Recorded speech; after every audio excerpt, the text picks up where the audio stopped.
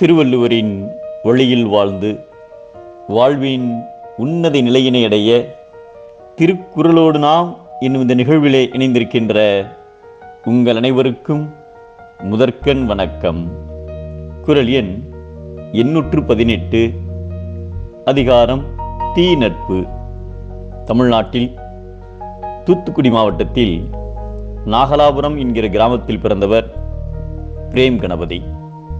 வறுமையின் காரணமாக மும்பைக்கு சென்றபோது பாந்த்ரா ரயில் நிலையத்தில் அவருடைய சட்டைப்பையில் இருந்த மொத்த பணத்தையும் ஒருவர் திருடிக்கொண்டு சென்று விட்டார்.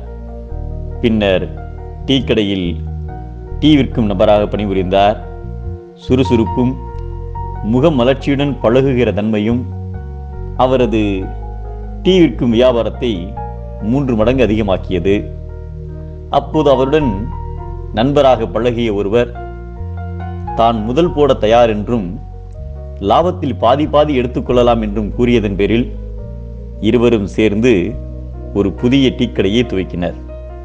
வியாபாரம் மிக நன்றாக நடந்தது.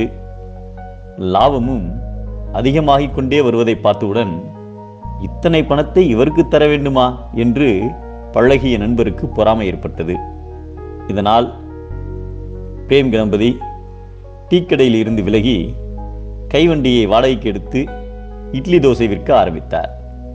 இந்நிலையில் அந்த பணியை செய்வதற்கு கூட அவரை தடுத்து நிறுத்துவதற்காக பல இன்னல்களை செய்தார் அந்த பழைய நண்பர். ஆனாலும் அவற்றையெல்லாம் கண்டுகொள்ளாமல் தொழிலிலேயே கவனம் செலுத்தியதால் நாளடைவில் வாடிக்கையாளர்களை மிகவும் அவர் கவர்ந்து அவருடைய கடையின் பெயர் தோசா பிளாசா என்று உருவாகியது. அவர் தோசையிலேயே பல பல வகைகளை அறிமுகப்படுத்தி தனது கடையை விரிவுபடுத்தினார். அவருடைய கடையில் மட்டும் 108 வகையான தோசைகள் இருந்தன. தற்போது இந்தியாவோடு துபாய், நியூசிலாந்து என 10 வெளிநாடுகளில் அவரது கிளைகள் உள்ளது.